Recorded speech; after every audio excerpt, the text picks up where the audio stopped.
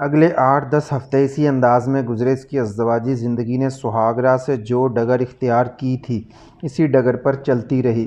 یہ سخت، ناہموار، ناقابل یقین اور ٹیڑھا راستہ تھا۔ ہر چوتھے پانچویں روز اچانک اسے پتہ چلتا تھا کہ اسے اپنے شوہر سے محبت کرنی ہے۔ یہ ایک ایسا ازدواجی فریضہ تھا جو کسی بھی وقت کسی بھی جگہ اچانک اس پر عائد ہو سکتا تھا۔ شانی کے اندر محبت کرنے کی حس تو جانے کب سے مر چکی تھی۔ وہ تو بس ایک کٹھ پتلی تھی۔ یہ کٹھ پتلی کسی دوسرے کے اشارے پر ناچتی تھی۔ اس کی ہر حرکت کسی دوسرے کے ہاتھوں کی حرکات کے تابع تھی۔ وہ کچھ خاموشی اور صبر سے سہ رہی تھی۔ اس کی خوبصورت پیشانی پر شکن تک پیدا نہیں ہوتی تھی۔ بے شک دل شکنوں سے بھرا رہتا تھا۔ وہ خود کو سارا دن گھر کے کام کاج میں مصروف رکھتی تھی۔ بھابوں اور ملازموں کے منع کرنے کے باوجود وہ ہر جگہ ہاتھ بٹاتی ہوئی نظر آتی تھی۔ کبھی سبزی بنانے میں مدد کر رہی ہے، کبھی کسی ملازمہ کے ساتھ مل کر گلدستے بنا رہی ہے، کبھی بھابوں کے ساتھ مل کر پودوں کو پانی دے رہی ہے۔ اسے یوں کام کر کے خوشی ملتی تھی اور اس کے کام سے جن کی مدد ہو جاتی تھی وہ بھی اپنی جگہ خوش ہوتے تھے۔ تھوڑے ہی عرصے میں اس نے ہر دل میں اپنے لیے جگہ بنا لی تھی۔ ہر کوئی اس کے نام کی مالا جپتا نظر آتا تھا۔ شاید یہ رنگ والی کی وڈی آپا کا عکس تھا جو اب نارپور کی چھوٹی بیگم میں جھلکتا دکھائی دیتا تھا۔ اگر اس چار دیواری میں کوئی سا ناخوش تھا تو وہ یہاں کے دونوں داروغے تھے، یعنی داروغہ مہر جی اور چھوٹے داروغہ چودھری فاخر۔ خاص طور سے فاخر کو تو شانی کی ہر دل عزیزی ایک آنکھ نہیں بھاتی تھی۔ وہ جہاں کہیں بھی شانی کی مقبولیت کا کوئی منظر دیکھتا تھا اس کی پیشانی پر بل پڑ جاتے تھے۔ ایک بار تو اس نے ایک بوڑھی ملازمہ حمیدن کو شانی کی بلائیں لیتے دیکھ کر اس بری طرح جھڑکا اور دھمکایا تھا کہ کمزور عورت کا پیشاب خطا ہو گیا تھا۔ دادا سسر مہر جی کا رویہ بھی شانی سے جوں کا توں تھا۔ وہ آج کل کچھ بیمار تھا۔ بھابوں سے شانی کو معلوم ہوا تھا کہ وہ آج کل صرف گندل کا پودا بھی کم کاشت کر رہا ہے۔ اس پودے کو وہ آب حیات جیسی اہمیت دیتا تھا۔ ایک روز شانی نے چھت پر سے ایک عجیب منظر دیکھا۔ مہر اپنی وہیل چیئر پر پھلواری کے قریب موجود تھا۔ لمبے مہندی لگے بالوں والا ایک ادھیڑ عمر شخص بھی اس کے ساتھ تھا۔ شانی نے دیکھا کہ پھلواری میں ایک سیاہ کوبرا گھوم رہا ہے۔ مزید حیرت کی بات یہ تھی کہ سانپ کی دم میں ایک سوراخ تھا اور اس میں سے ایک رسی گزر رہی تھی۔ رسی میں بے شمار چھوٹی چھوٹی سپیاں پروئی گئی تھی۔ اگلے روز شانی نے خوفزدہ لہجے میں بھابوں سے اس بارے میں پوچھا تو اس نے بتایا کہ یہ سانپ آج کل پھلواری میں ہی رہتا ہے۔ اکبرہ کہتا ہے کہ سانپ کا پیشاب فضلہ اور اس کے سانسوں کی ہواڑ صرف گندل کے بوٹوں کے لیے کھاد کا کام دیتے ہیں۔ سانپ پھلواری میں کھلا پھرتا ہے پر اس کو اس طرح باندھا گیا ہے کہ وہ باہر نہیں نکل سکتا۔ شانی نے یہ بات خوف و کراہت کی کیفیت میں سنی، لیکن اب وہ نارپور میں ایسی باتوں کی عادی ہوتی جا رہی تھی۔ مہر چونکہ آج کل بیمار تھا اور بستر پر پڑا ہوا تھا اس لیے شانی کو اس سے نسبتاً کم خوف محسوس ہوتا تھا۔ یہاں کے دستور کے مطابق شانی کو ہر دوسرے تیسرے روز مہر کے کمرے میں جا کر اس کی پلپلی پنڈلیاں دبانا پڑتی تھیں۔ دباتے دباتے اس کے ہاتھ دکھنے لگتے تھے۔ مہر کی بدبودار سانسوں سے بچنے کے لیے وہ رک رک کر سانس لیتی تھی، مگر سانس لیے بغیر گزارا بھی تو نہیں۔ سانس تو لینا ہی پڑتا ہے چاہے ہواؤں میں زہر گھلا ہو۔ جب اس کی کلائیاں بے جان ہو جاتی تھیں اور وہ کوشش کے باوجود مہر کی ٹانگوں پر دباؤ نہیں ڈال سکتی تھی تو مہر کے چہرے پر بیزاری نظر آنے لگتی تھی اور وہ کروٹ بدل لیتا تھا۔ یہ اس امر کا اشارہ ہوتا تھا کہ وہ اب جا سکتی ہے۔ وہ مہر کے کمرے سے یوں نکلتی تھی جیسے کوئی اس کے پیچھے لگا ہو۔ باہر آ کر وہ دیر تک باغیچے میں ٹہلتی تھی اور اپنے اندر گھس آنے والی بو باس کو تازہ ہوا میں تحلیل کرنے کی کوشش کرتی تھی۔ ایک روز وہ ایسے ہی مہر کے کمرے سے نکل کر ٹہلتی ہوئی ذرا آگے تک نکل گئی۔ باغیچے کی دیوار اس اکھاڑے کی دیوار سے ملی ہوئی تھی جہاں فاخر اور اس کے ساتھی کثرت کرتے تھے۔ شانی دیوار کے پاس پہنچی تو اسے دوسری طرف سے لاٹھیوں کی ٹھکا ٹھک سنائی دی۔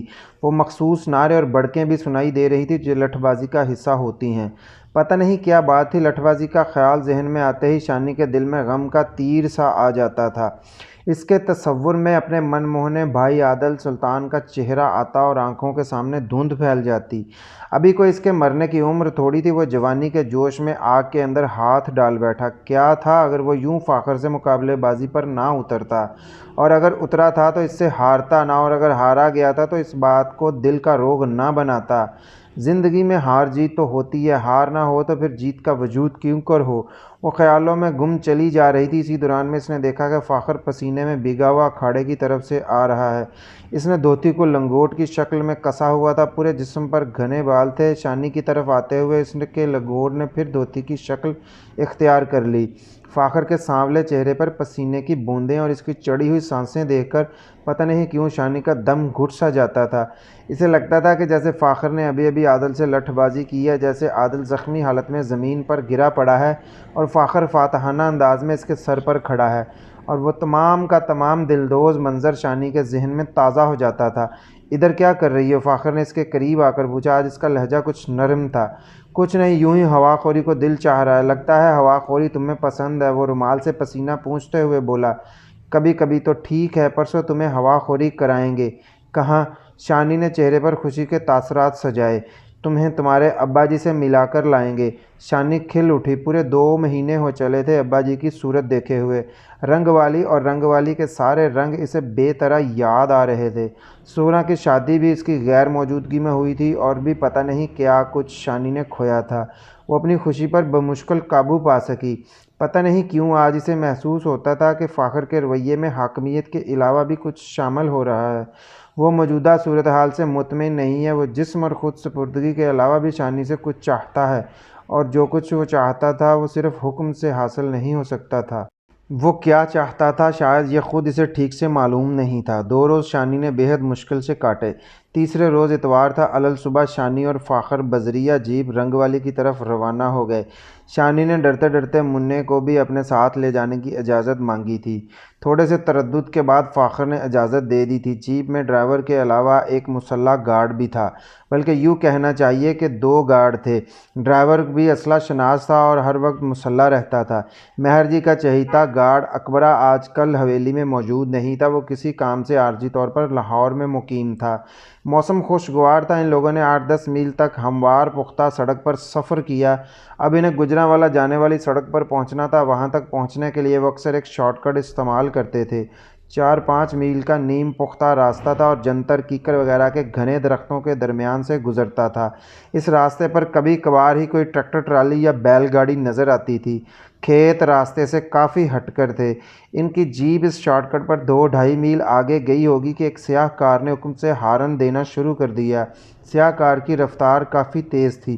وہ جیپ سے آگے نکلنا چاہتی تھی۔ فاخر کے ڈرائیور نے سیاہ کار کو راستہ دینے میں تھوڑی سی تاخیر کی تو کار کا ہارن مسلسل سنائی دینے لگا۔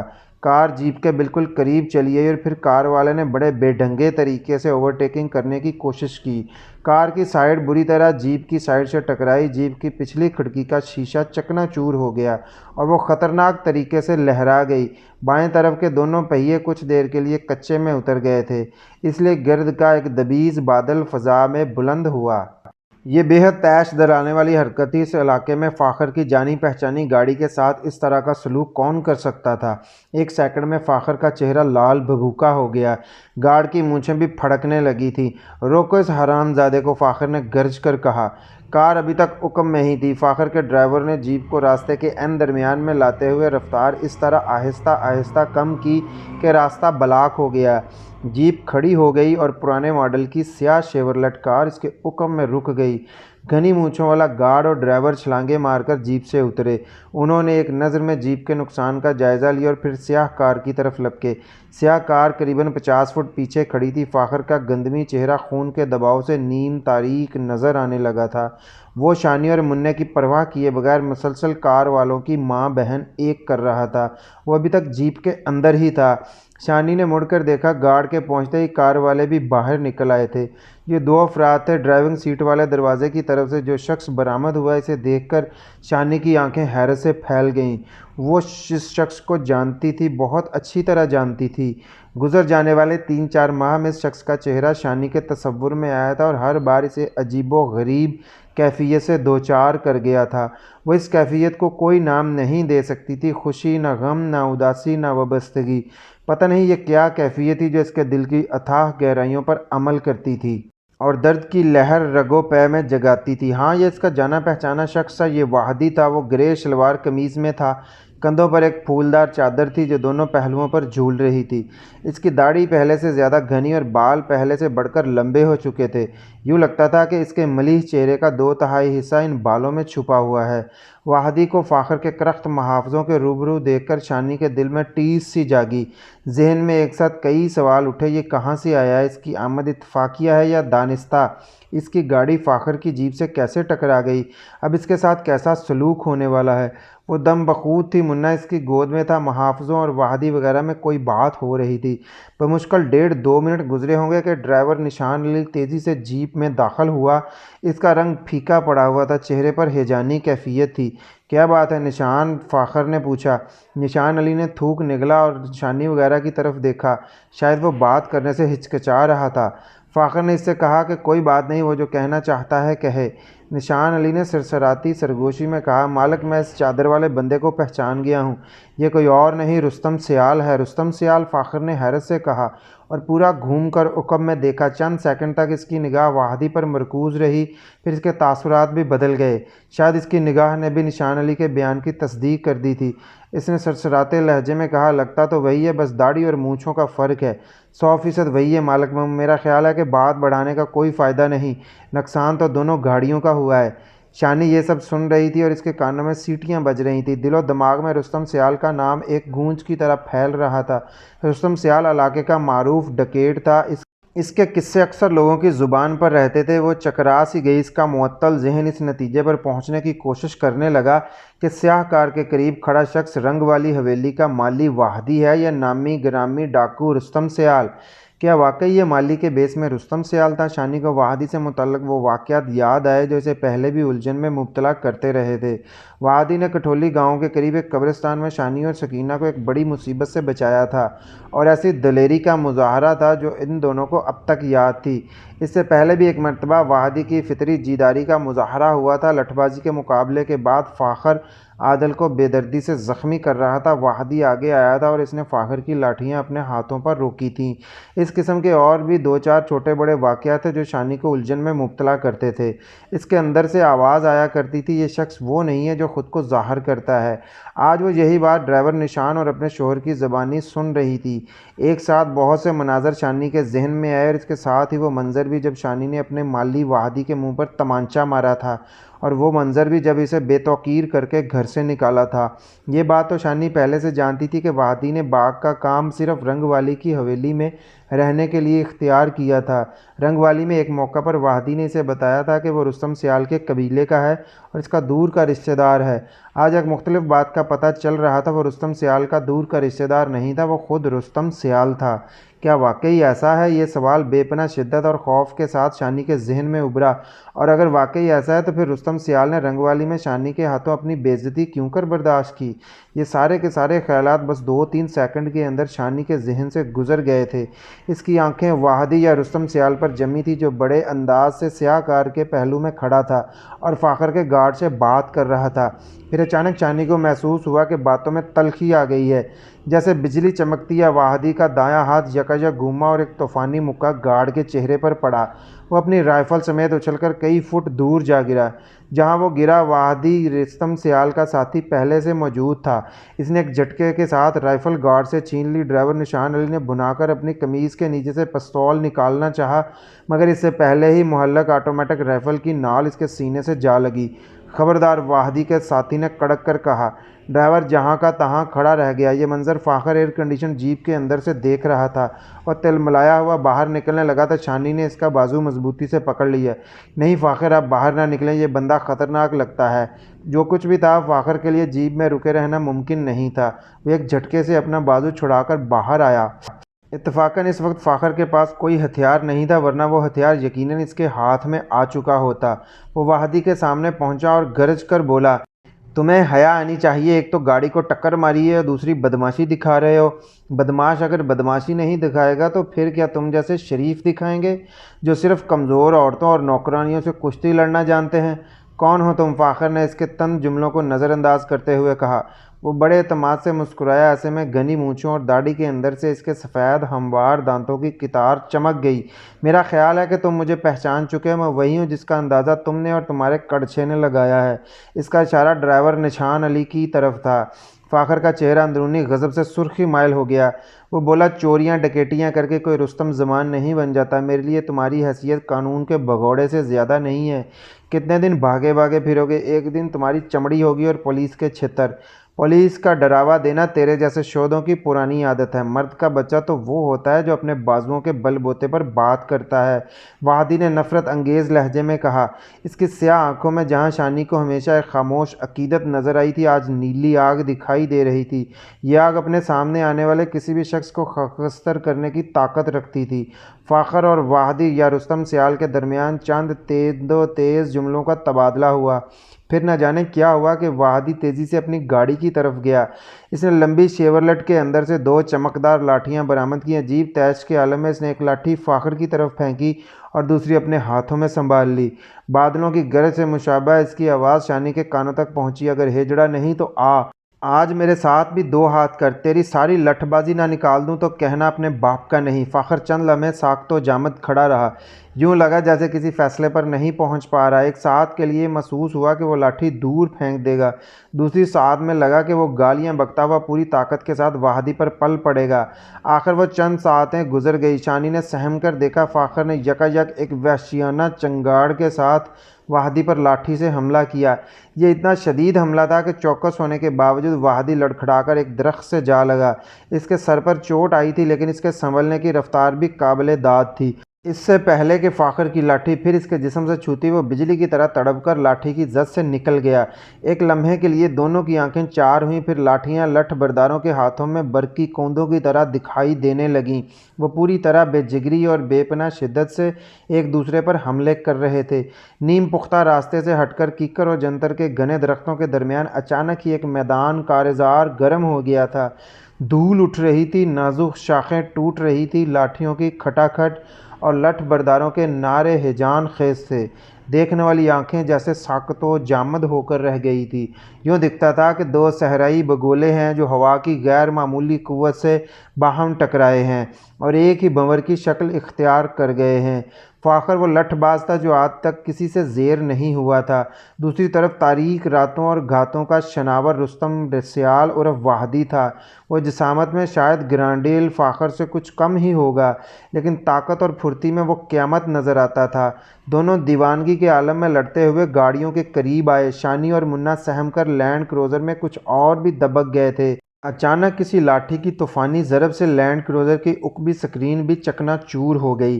یہ لڑائی کا فیصلہ کن مرحلہ تھا۔ ہو سکتا ہے کہ لٹھ بازی کی مہارت میں بھی فاخر کو کچھ فوقیت حاصل ہو، لیکن اس کمی کو وحدی کے بے پناہ جوش اور حوصلے نے پورا کر دیا تھا۔ گمسان کی لڑائی میں فاخر کا سر پھٹ گیا تھا اور وحدی کی پیشانی سے بھی خون بہہ رہا تھا۔ دونوں کے چہرے لہو لہان تھے۔ ان آخری مراحل میں فاخر کی وحشت دیدنی تھی۔ وہ لاٹھی کو ایک خاص مہارت کے ساتھ دونوں سروں کی طرف سے استعمال کر رہا تھا۔ اچانک ایک شدید ضرب، جسے ہج کہا جاتا ہے، وحدی کے سینے میں لگی۔ وہ ڈگمگا کر اپنی سیاہ شیورلٹ کے قریب گرا۔ فاخر نے عقاب کی طرح اس پر چھلانگ لگائی اور اپنی لاٹھی کی مدد سے وحدی کی گردن دبانے لگا۔ ایک لمحے میں وحدی کا منہ کھل گیا اور آنکھیں حلقوں سے باہر نکل آئیں۔ اس کا رائفل بردار ساتھی گارڈ پاس ہی کھڑا تھا، لیکن وہ بے حرکت تھا۔ غالباً فریقین میں طے ہو چکا تھا کہ اس لڑائی میں باہر سے کوئی مداخلت نہیں کرے گا۔ یہ بڑے نازک لمحے تھے۔ شانی کے ہاتھ کانپتے چلے جا رہے تھے۔ اس کی سمجھ میں کچھ نہیں آ رہا تھا کہ کس کے لیے دعا گو ہو، ایک اجنبی کے لیے یا اپنے شوہر کے لیے، اپنے شریک حیات کے لیے۔ وہ کچھ سمجھ نہیں پا رہی تھی۔ شاید اسی کشمکش کا نتیجہ تھا کہ وہ کوئی دعا ہی نہیں کر پا رہی تھی۔ اچانک اس نے فاخر کو ہوا میں اچھلتے دیکھا۔ فاخر کی کھڑکھڑاتی سفید شلوار قمیض ایک لمحے کے لیے شانی کی نظروں کے سامنے سے گزری۔ وہ کلہ بازی کھاتا ہوا لینڈ کروزر کے پچھلے ٹائر سے ٹکرایا۔ اس سے پہلے کہ وہ اٹھتا، وحدی کی لاٹھی اس کی کنپٹی کا بوسہ لے چکی تھی۔ یہ معلق بوسہ تھا۔ ضرب زیادہ شدید نہ ہونے کے باوجود بے حد سنگین تھی۔ فاخر دوبارہ اپنے پاؤں پر کھڑا نہیں ہو سکا۔ چشم فلک نے یہ تماشا دیکھا کہ علاقے کا نامور اور ناقابل شکست لٹھ باز زمین بوس تھا۔ واحدی کی لاٹھی اس پر تواتر سے برس رہی تھی۔ وہ شیشے کی بکھری ہوئی کرچیوں پر لوٹ پوٹ ہو رہا تھا۔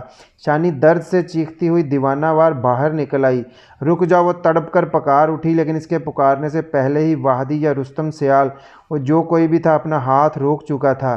اس کی لاٹھی کی نوک فاخر کی گردن میں دھنسی ہوئی تھی اور فاخر چاروں شانے چت تھا۔ کھیل ختم ہو چکا تھا، اب مقابلہ اختتام کو پہنچ گیا تھا۔ ایک لفظ کہے بغیر اور ارد گرد ایک نگاہ ڈالے بغیر واحدی واپس مڑا اور اپنے ساتھی سمیت اپنی کار میں جا بیٹھا۔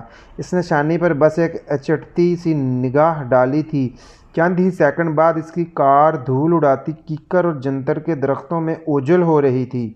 فاخر کا چہرہ گاڑھے سرخ خون میں چھپا ہوا تھا۔ اس کی ایک کلائی سوج کر کپا ہو رہی تھی، کندھے پر بھی گہری چوٹ آئی تھی۔ شانی اور نشان علی سے سہارا دے کر جیپ تک لائے اور خون بند کرنے کی کوشش کرنے لگے۔ اس حادثے کے بعد فاخر اور شانی اپنے محافظوں سمیت نارپور واپس آ گئے۔ فاخر کی مرہم پٹی کے لیے فوراً ڈاکٹر حویلی میں حاضر ہو گئے۔ سب کو یہی بتایا گیا کہ راستے میں ڈاکوؤں نے جیپ پر حملہ کیا اور چھوٹے چودھری صاحب کو زخمی کر کے فرار ہو گئے۔ اس حملے کے سلسلے میں رستم سیال اور اس کے مسلح ساتھیوں کا نام لیا جا رہا تھا۔ مقامی تھانے دار بہادر علی نے خود حویلی پہنچ کر ملزمان کے خلاف ڈاکے اور اقدام قتل کا پرچہ کاٹ لیا تھا۔ نارپور میں سنسنی سی پھیلی ہوئی تھی۔ شانی کو معلوم ہوا تھا مہر نے اپنے گھاگ اور خطرناک کارندوں کو رستم سیال کی کھوج کے لیے روانہ کر دیا تھا۔ کچھ کھوجیوں کو بھی پولیس اہلکاروں کی مدد کے لیے بھیجا گیا تھا۔ شانی سے فاخر کی ملاقات اگلے روز دوپہر کو ہی ہو پائی۔ رات فاخر نے مردانے میں ہی گزاری تھی۔ وہاں بہت سے لوگ جمع تھے۔ یقیناً رستم سیال اور اس کے ساتھیوں سے بدلہ لینے کا پروگرام تیار ہو رہا ہوگا۔ دوپہر کے کھانے کے بعد فاخر بیڈ روم میں آ گیا۔ اس کی ایک آنکھ سوج کر کپا ہو رہی تھی۔ سر پر پٹی بندھی تھی جو اپنے سائز کے سبب پگڑی کی طرح نظر آتی تھی۔ کلائی پر پلاسٹر چڑھا ہوا تھا۔ شانی اس کی مزاج پرسی میں لگ گئی۔ فاخر کی حالت شانی کے لیے تکلیف دہ تھی۔ جو کچھ بھی تھا وہ اس کا شوہر تھا، اس کے سر کا سائیں۔ فاخر کے چہرے پر گہری کلفت دکھائی دیتی تھی۔ شاید یہ دوہری کلفت تھی، ایک تو چوٹوں کی، دوسری اس ہضمیت کی جو اسے اپنی بیوی اور محافظوں کے سامنے شکست کی صورت میں اٹھانا پڑی تھی۔ شانی نے محتاط لفظوں میں اس کی دلجوئی کی کوشش کی، مگر وہ اس طرح کی کوئی بھی بات سننے کو تیار نہیں تھا۔ اس نے فوراً ہی گفتگو کا موضوع بدل دیا۔ شانی سمجھ گئی کہ اسے بھی موضوع بدلنا ہوگا۔ اس نے رسمی انداز میں کہا، ابا جی اور تایا معصوم تو ہمارا انتظار ہی کرتے رہ گئے ہوں گے۔ میں نے انہیں اطلاع بھجوائی تھی کہ ہم رات کا کھانا ان کے ساتھ کھائیں گے۔ عام سے انداز میں کہی اس بات نے ایک دم فاخر کو بھڑکا دیا۔ تاش کی یلغار سے اس کی آنکھیں پھیل گئیں اور جبڑا مزید چوڑا نظر آنے لگا۔ اس نے جگر پاش نظروں سے شانی کو گھور کر زور سے دھکا دیا۔ وہ پلنگ کے بازو پر بیٹھی تھی، اڑتی ہوئی قالین پر گری اور سر سنگ مرمر کی تپائی سے ٹکرایا۔ اس کی آنکھوں میں نیلی پیلی چنگاریاں اڑ گئیں۔ فاخر کی نہایت کرخت آواز اس کے کانوں میں پڑی، حرام زادی، میں یہاں مر رہا ہوں اور تجھے اپنے پچھلوں کی پڑی ہے؟ یہ ساری تیری ہی نحوست ہے۔ دفع ہو جا یہاں سے، دور ہو جا میری نظروں سے۔ شانی کی آنکھیں حیرت سے کھلی تھیں۔ وہ اس کے لیے سخت الفاظ تو پہلے بھی استعمال کرتا تھا، لیکن یہ سخت ترین تھے۔ شاید وہ کل کی ہار کا سارا غصہ اس پر اتار رہا تھا۔ فاخر آپ کیسی باتیں کر رہے ہیں؟ میں آپ کی بیوی ہوں، بس اتنا ہی کہہ سکی۔ وہ کچھ بھی کہے بغیر پاؤں پٹکتا ہوا باہر نکل گیا۔ شانی ہچکیوں سے رونے لگی۔ آنسو اور خون کے قطرے ایک ساتھ قالین پر گرنے لگے۔ اتنے میں چھوٹے ندیم نے کھڑکی سے جھانک کر شانی کا زخمی چہرہ دیکھ لیا تھا۔ اس کی کن پٹی سے مسلسل خون بہہ رہا تھا۔ ندیم فوراً بھاگ گیا، یقیناً ماں کو بتانے گیا تھا۔ بابو اب کسی بھی وقت یہاں پہنچ سکتی تھی۔ شانی جلدی سے غسل خانے میں چلی گئی اور اپنے آنسو اور اپنا خون چھپانے کی کوشش کرنے لگی، لیکن ایسی چیزیں چھپانے سے کب چھپتی ہیں؟ تھوڑی دیر میں بھابو کو سب معلوم ہو چکا تھا۔ اس نے ہمیشہ کی طرح شانی کو اپنے گلے سے لگایا اور اس کی ڈھارس بندھانے میں مصروف ہو گئی۔ ندیم اور منا بھی اپنے معصوم انداز میں اس کی مدد کرنے لگے۔ رات کا وقت تھا۔ شانی اپنی خوابگاہ میں تھی۔ وہ پلنگ پر سیدھی لیٹی تھی۔ اس نے کاٹن کا کڑھائی دار کرتا پہن رکھا تھا۔ دلکش جسمانی نشیب و فراز ٹیوب لائٹ کی دودھیا روشنی میں چمک رہے تھے۔ اس کی کن پٹی پر میڈیکل ٹیپ چپکی تھی۔ رات کے 11 بج چکے تھے، لیکن فاخر ابھی تک زنانے میں نہیں آیا تھا۔ اس کا مطلب تھا وہ آج رات بھی مردانے میں دوستوں کے ساتھ گزارے گا۔ مردانے میں مردوں کی مصروفیت کیا ہوتی تھی، اس کے بارے میں تحقیق کرنے کی اجازت حویلی کی عورتوں کو نہیں تھی۔ شانی کی جھیل آنکھوں میں آنسوؤں کی نمی تھی۔ دل غم سے بھرا ہوا تھا۔ پھر اس کا دھیان رستم سیال کی طرف چلا گیا۔ وہ رستم سیال جو پہلے زخمی حالت میں شانی کو اسی حویلی کے ایک کمرے میں ملا تھا اور پھر بعد میں کئی ماہ ایک مالی کی حیثیت سے رنگ والی کی حویلی میں موجود رہا تھا۔ وہ کیا چاہتا تھا، کیوں چاہتا تھا، اسے ایسا سوچنے کا کیا حق تھا؟ شانی کبھی حیرت اور کبھی غصے کے عالم میں سوچنے لگتی تھی۔ پتہ نہیں کیوں ایک بات کا شانی کو اطمینان تھا، وہ جیسا بھی تھا اور اس کی ذہنی روح اسے جس سمت بھی لے گئی تھی مگر وہ شانی کو نقصان نہیں پہنچا سکتا تھا۔ پھر شانی رستم سیال یا وحدی کے موجودہ حالات کے بارے میں سوچنے لگی۔ شانی کا دل گواہی دے رہا تھا کہ کل دوپہر رستم سیال نے جو کچھ بھی کیا اس کی وجہ وہ خود تھی۔ شاید رستم نے اپنی سوچ کے مطابق فاخر سے اس ہزیمت کا بدلہ لیا تھا جو فاخر کے سبب عادل سلطان کو اٹھانا پڑی تھی۔ بہرحال وہ جو کچھ بھی ہوا تھا شانی کے لیے بڑے دکھ کا باعث تھا۔ فاخر کا سلوک شانی کے ساتھ جیسا بھی تھا لیکن اس کی تکلیف پر شانی کا دل رونے لگتا تھا۔ شاید اپنی مرحومہ ماں کی طرح وہ کسی کے بارے میں منفی انداز میں سوچ ہی نہیں سکتی تھی۔ ایک بار پھر اس کے خیالات کا دھارا رستم سیال کی طرف مڑ گیا۔ نارپور کے چودھری سیالوں کو پہلے ہی اچھا نہیں سمجھتے تھے۔ رستم کی کل والی کارروائی کے بعد وہ بالکل ہی آگ بگولا ہو گئے تھے۔ شانی جانتی تھی کہ مہر اور فاخر کا اثر و رسوخ بڑے غضبناک انداز میں رستم کا پیچھا کر رہا ہوگا۔ مہر کے کارندے پولیس کے شانہ بشانہ رستم کو ڈھونڈتے پھر رہے تھے۔ وہ لیٹی رہی اور سوچتی رہی۔ کمرے میں نیم تاریکی تھی، بس برآمدے کی ہلکی سی روشنی کھڑکی سے چھن کر اندر آ رہی تھی۔ دفتن شانی کو محسوس ہوا کہ کمرے کا دروازہ آہستہ سے کھلا ہے اور کوئی اندر آ گیا ہے۔ اس کی نگاہ سامنے گئی اور وہ سکتے کسی کیفیت میں رہ گئی۔ وہ جو کوئی بھی تھا حویلی کا فرد نہیں تھا کیونکہ اسے یوں دبے پاؤں اندر آنے کی ضرورت نہیں تھی۔ آنے والے کا چہرہ ایک چادر میں چھپا ہوا تھا۔ وہ بالکل چوروں کے انداز میں جھک کر چلتا ہوا آیا اور شانی سے 5-6 فٹ کے فاصلے پر آ کھڑا ہو گیا۔ پہلے تو شانی نے چیخنے چلانے کا ارادہ کیا لیکن پھر اس کی فطری دلیری اور فراست کام آئی۔ وہ شدید خوف کے باوجود اپنی جگہ بے حرکت لیٹی رہی۔ پلنگ کی دائیں سائڈ ٹیبل کے پہلو میں ہنگامی گھنٹی کا بٹن موجود تھا۔ اس بٹن کا رابطہ براہ راست گارڈز کی کوٹھڑی سے تھا۔ شانی پلنگ کے بائیں کنارے پر تھی جبکہ نوارد دائیں کنارے پر تھا۔ یہ پوزیشن ایسی نہیں تھی کہ وہ اطلاعی گھنٹی تک ہاتھ پہنچانے کی کوشش کرتی۔ اسے چند سیکنڈ تک انتظار کرنا تھا تاکہ نوارد دائیں کنارے سے ہٹ جائے۔ وہ اپنی جگہ ساکت و جامد پڑی رہی۔ آنکھیں بند تھیں لیکن پلکوں کے نیچے باریک سی جھری موجود تھی۔ آنے والا پلنگ کی پائکی کی طرف سے گھوم کر مزید قریب چلا آیا۔ پھر ایک سرسراتی ہوئی مدھم آواز شانی کے کانوں میں پڑی اور اس کی رگوں میں خون سنسنا کر رہ گیا۔ یہ وحدی یعنی رستم سیال کی آواز تھی۔ اس نے مخصوص لہجے میں شانی کو بی بی کہہ کر پکارا تھا۔ کئی سیکنڈ تک تو شانی کو یہی محسوس ہوا کہ سینے میں حرکت کرتے دل کے سوا اس کا پورا جسم پتھرا گیا ہے۔ تب ایک بار پھر بی بی کی مخصوص سرگوشی شانی کے کانوں تک پہنچی۔ وہ آنکھیں بند کیے بے حرکت لیٹی رہی جیسے گہری نیند میں ہو۔ رستم اس سے 2 فٹ کی دوری پر کھڑا تھا اور یک ٹک شانی کی صورت دیکھتا چلا جا رہا تھا۔ اس کی نگاہوں کی تپش شانی اپنے رخساروں پر محسوس کر رہی تھی۔ سینے میں اس کا نازک دل 1000 میل فی گھنٹہ کی رفتار سے دوڑتا چلا جا رہا تھا۔ رستم نے ایک بار پھر ہولے سے شانی کو پکارا۔ تب یوں لگا وہ ہاتھ بڑھا کر اس کے چہرے کو چھونا چاہتا ہے۔ اس کا ہاتھ شانی کے قریب آیا، چند لمحے ٹھہرا، پھر جھجک کر پیچھے ہٹ گیا۔ وہ دم بخود لیٹی رہی۔ آنکھوں کی جھری سے وہ دیکھ رہی تھی وہ اس کے پاس ہی تھا لیکن اب اس کا حیولہ حرکت کر رہا تھا۔ وہ اس کے پاؤں کی طرف جا رہا تھا۔ تب وہ اس کے پاؤں کے قریب بیٹھ گیا۔ وہ کیا کرنا چاہتا ہے، کیا کر رہا ہے؟ سوالات تیزی سے شانی کے ذہن میں اٹھ رہے تھے۔ وہ اس کے پاؤں کے قریب سر جھکائے بیٹھا تھا۔ تب شانی نے اپنے تلووں کے قریب عجیب سا لمس محسوس کیا۔ کسی چیز نے بے حد نرمی اور ملائمت سے اس کے بائیں تلوے کو چھوا۔ وہ لرز اٹھی۔ یہ کسی اور شے کا نہیں، ہونٹوں کا لمس تھا۔ 2 لرزتے اور شاید آنسوؤں میں بھیگے ہوئے ہونٹوں کا لمس۔ ان ہونٹوں نے بے حد آہستگی سے اسے چھوا اور آہستگی سے پیچھے ہٹ گئے۔ اب شانی کے لیے ممکن نہیں تھا کہ مزید خاموش رہتی اور بے حرکت لیٹی رہتی۔ وہ تڑپ کر اٹھ بیٹھی۔ اسے یوں اٹھتے دیکھ کر رستم بری طرح چونکا۔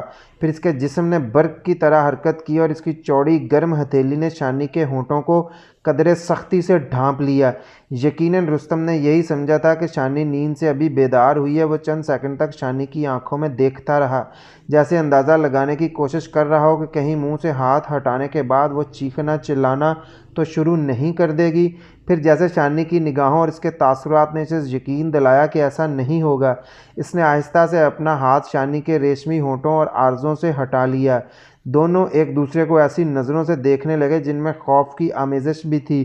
تب رستم عرف واہدی نے سرگوشی میں کہا، بی بی، اس طرح یہاں آنے کی بہت بہت معافی چاہتا ہوں۔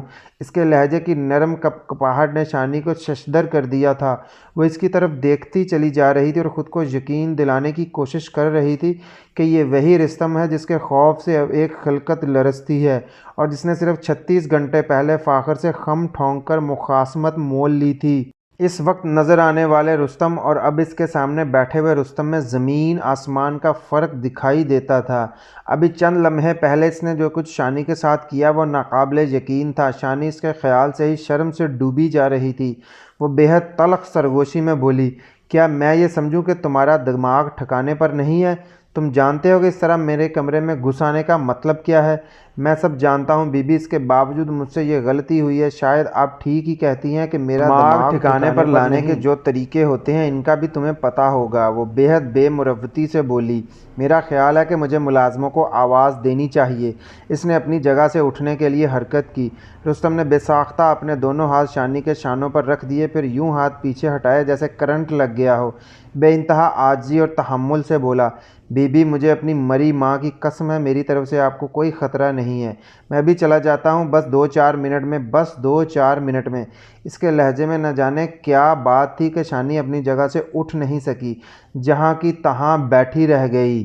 وہ پلنگ پر تھی، وہ زمین پر بیٹھا تھا، کسی عقیدت مند کی طرح، کسی پرستار، کسی دیوانے کی طرح۔ اس کی آنکھوں میں آنسوؤں کی نمی تھی، لرزاں پلکیں جھکی ہوئی تھیں۔ ان لمحوں میں وہ جیسے کسی معبد کے سب سے بلند چبوترے پر رکھی ہوئی دیوی تھی اور وہ اس کے سامنے سرنگوں کوئی سپاس گزار پجاری تھا۔ اس نے عجیب لہجے میں کہنا شروع کیا، بی بی، میں کوئی ناسمجھ بچہ نہیں ہوں، ہر اچھا برا سمجھتا ہوں، زمانے کے بہت سرد و گرم دیکھے ہیں میں نے، لیکن جو کچھ میرے ساتھ ہوا ہے اس کا میں نے کبھی گمان بھی نہیں کیا تھا، کبھی اس کے بارے میں سوچا تک نہیں تھا۔ میں نے جب آپ کو پہلی بار دیکھا تھا بی بی، اس کے فوراً بعد میں وہ نہیں رہا تھا جو آپ کو دیکھنے سے پہلے تھا، اور مجھے یقین ہے کہ اب میں کبھی وہ پہلے والا رستم نہیں بن سکوں گا۔ اس نے ایک لمحہ توقف کیا اور بات جاری رکھتے ہوئے بولا، بی بی، میں اپنے سینے پر ہاتھ رکھ کر کہتا ہوں، جو کچھ کہوں گا سچ کہوں گا اور سچ کے سوا کچھ نہیں۔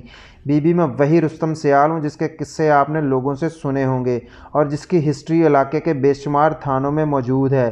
جس رات میں آپ سے ملا، اس رات سے پہلے میں ڈاکو رستم سیال تھا۔ دنیا کی ہر برائی مجھ میں موجود تھی اور ہر اچھائی مجھ سے دور تھی، لیکن پھر آپ کو دیکھنے کے بعد میرے اندر کی دنیا بدلی۔ میں دیکھتے ہی دیکھتے کیا سے کیا ہو گیا، مجھے خود بھی پتہ نہیں چلا کہ میرے ساتھ کیا ہو رہا ہے۔ میں نے خود کو بدلنے سے روکنے کی بہت کوشش کی، مگر ہر کوشش بیکار گئی۔ جیسے پہاڑی ندی کا ریلا ہوتا ہے، ایسا ہی کوئی ریلا تھا جو مجھے اپنے ساتھ بہاتا چلا گیا اور اب بھی بہاتا چلا جا رہا ہے۔ نہ میں کہیں رک سکتا ہوں، نہ ٹھہر سکتا ہوں، نہ اپنا رستہ بدل سکتا ہوں۔ میں بالکل بے بس ہوں بی بی، میری سمجھ میں کچھ نہیں آتا۔ میں راتوں کو دیوانوں کی طرح جاگتا ہوں اور سوچتا ہوں کہ میرے دل کو کیسا روگ لگا ہے۔ اس کی پلکیں ہمیشہ کی طرح جھکی ہوئی تھی اور وہ بولتا چلا جا رہا تھا، بی بی، میں سر سے پیر تک بدل گیا ہوں، ہر پچھلا ساتھی، ہر پچھلا ناتا ٹوٹ گیا ہے۔ برائی کے دنوں کا بہت سا پیسہ میرے پاس جمع تھا، سب کا سب دریا برد کر دیا ہے میں نے، ضرورت مندوں کو بھی نہیں دیا کہ مجھے اس پیسے سے ہی نفرت ہو گئی تھی۔ اب اپنی طرف سے کوشش کر رہا ہوں کہ حق حلال کی روزی کماؤں، اس کوشش میں کامیاب بھی ہو رہا ہوں۔ اپنے باپ دادا کا گھر بیچ کر لوہے کے ایک چلتے کاروبار میں ڈالا ہے، مناسب آمدن ہو رہی ہے۔ شاید آپ سوچ ہی رہی ہوں گی کہ آپ کو یہ سب کچھ بتا کر میں آپ کی نظر میں اپنی عزت بنانے کی کوشش کر رہا ہوں۔ یہ عزت بن جائے گی تو پھر میں آپ سے کچھ اور بھی چاہوں گا، کچھ اور بھی حاصل کرنے کی تمنا کروں گا۔ نہیں بی بی، میں دعوے سے کہتا ہوں کہ ایسا کچھ نہیں ہے، نہ ہی آنے والے مہینوں اور سالوں میں ایسا کچھ ہوگا۔ میں آپ سے کچھ نہیں چاہتا، کچھ بھی نہیں۔ زندگی کے آخری سانس تک میری بس ایک ہی تمنا ہوگی، آپ خوش رہیں اور میں کبھی کبھی آپ کو دیکھتا رہوں، دور ہی سے صحیح، فاصلے سے ہی صحیح، پر آپ کی صورت پر میری نظر پڑتی رہے۔ میرے جینے کے لیے بس یہی ایک سہارا بہت کافی ہوگا بی بی۔ وہ بولتا چلا جا رہا تھا اور آنسو اس کی چھوٹی چھوٹی داڑھی میں جذب ہو رہے تھے۔ شانی کی سمجھ میں نہیں آ رہا تھا کہ اس دیوانے سے کیا کہے اور کیا نہ کہے۔ کئی باتیں ذہن میں گڈ ہو رہی تھیں۔ رستم عرف واہدی کہہ رہا تھا کہ وہ اسے دیکھنے کے سوا اور کوئی تمنا نہیں رکھے گا، لیکن ابھی تھوڑی دیر پہلے وہ اپنے اس وعدے کی نفی کر چکا تھا۔ اس نے عجیب وارفتگی کے عالم میں شانی کے جسم کو اپنے ہونٹوں سے چھوا تھا۔ شانی اس سے کہنا چاہتی تھی کہ انسان کے جذبے کبھی ایک مقام پر نہیں رہتے، وہ جو آج چاہتا ہے کل اس سے بڑھ کر چاہ سکتا ہے، اور اس کا ثبوت ابھی کچھ دیر پہلے اس نے خود ہی فراہم کیا ہے، اپنے ہونٹوں سے اس کے بدن کو چھوا ہے۔ لیکن وہ یہ بات زبان پر نہیں لا سکی، ایسی بات اسے زبان پر لانی ہی نہیں چاہیے تھی۔ جو بات ابھی پردے میں تھی عیاں ہو جاتی، عدم سے وجود میں آ جاتی۔ شانی نے اپنا لہجہ ذرا نرم کیا لیکن تاثرات میں کوئی لچک پیدا نہیں کی اور بولی، تم نے جو کہنا تھا کہہ لیا، میں چاہتی ہوں کہ تم یہاں سے چلے جاؤ۔ میرے لیے یہی بڑی بات ہے کہ آپ نے میری بات سن لی ہے۔ اس کے لہجے میں مسرت آمیز کپکپاہٹ تھی۔ لیکن اب میں کچھ اور سننا نہیں چاہوں گی، شانی نے اسی لہجے میں کہا۔ صرف ایک بات اور بی بی، وہ التجا سے بولا۔ اس کی نگاہ شانی کی زخمی کنپٹی پر تھی۔ شانی خاموش رہی۔ وہ حوصلہ پا کر بولا، میں جانتا ہوں آپ سخت پریشانیوں میں گھری ہوئی ہیں، میری یہ خواہش ہے کہ آپ کے کسی کام آ سکوں۔ آپ کے معمولی سے معمولی کام کے لیے بھی میں اپنی جان بخوشی دے سکتا ہوں۔ آپ زندگی میں کبھی بھی کوئی بھی حکم کریں گی وہ اپنی جان دے کر پورا کروں گا۔ اس نے ایک لمحہ توقف کیا اور بولا، مجھ جیسے حقیر آدمی کو آپ کے ذاتی معاملات میں دخل دینے کا کوئی حق نہیں ہے بی بی، لیکن ایک بات عرض کیے بغیر نہیں رہ سکتا، اس کے لیے مجھے معافی دے دیں۔ میں جانتا ہوں مہر آپ کی زندگی کو خراب کرنے میں کوئی کسر باقی نہیں چھوڑے گا، وہ آپ کے خیالوں سے زیادہ برا بندہ ہے بی بی، وہ آپ کے شوہر کو بھی آپ سے دور کرتا چلا جائے گا، وہ آپ کے لیے بہت بڑا خطرہ ہے بی بی۔ اگر آپ سرگوشی کی، میں اس بارے میں کچھ سننا نہیں چاہتی، یہ میرے ذاتی مسئلے ہیں، اگر میں نے انہیں حل ہی کرنا ہے تو خود کروں گی، اور میرا شوہر بھی ہے اس کام کے لیے، تم اس بارے میں بات کرنے کا کوئی حق نہیں رکھتے۔ اب میں چاہتی ہوں کہ تم یہاں سے چلے جاؤ اور آئندہ کبھی تم سے اس طرح کی حرکت نہ ہو۔ آپ کس حرکت کی بات کر رہی ہیں؟ تمہاری دو حرکتیں مجھے سخت ناگوار گزری ہیں۔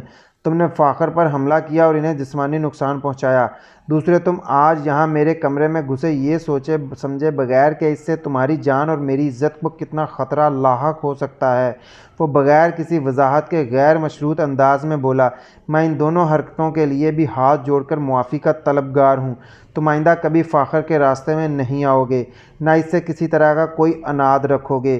تمہارے ساتھیوں میں سے بھی کوئی ایسا روب تھا کہ الفاظ میں بے پناہ طاقت سرایت کر گئی تھی، لیکن کچھ نہیں۔ ٹھیک ہے بی بی، شانی نے تیزی سے اس کی بات کاٹی۔ رستم نے سر جھکا لیا۔ میں اس بارے میں کوئی عذر سننے کو تیار نہیں۔ وہ بھی خاموش رہا۔ دور حویلی کے بیرونی پھاٹک پر پہرے داروں کی آواز سنائی دیتی رہی، وہ ایک دوسرے کو چوکس رکھنے کے لیے پکار رہے تھے، جاگتے رہنا۔